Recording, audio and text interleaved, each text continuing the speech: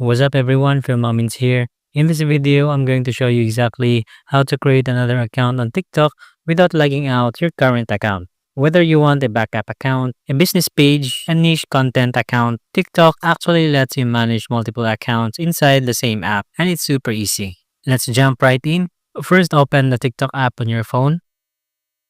Make sure that you're already logged in your main account. You don't need to log out for this process. Now tap on your profile in the bottom right corner. Once you're on your profile page, next is click your username. Now in here, select add account. You need to sign up to create a brand new profile. You can use a different phone number, an email, Facebook account, or continue with Google. In case you have another account, you can also directly log in using this login button in here. Now please take note that you cannot use a phone number or email that is already linked to another TikTok account. Then just follow the prompts, enter your birth date, create a password, and set your nickname. So that's how you make another TikTok account directly in the app. For more how-to tutorials, please subscribe or click our other videos to keep on watching.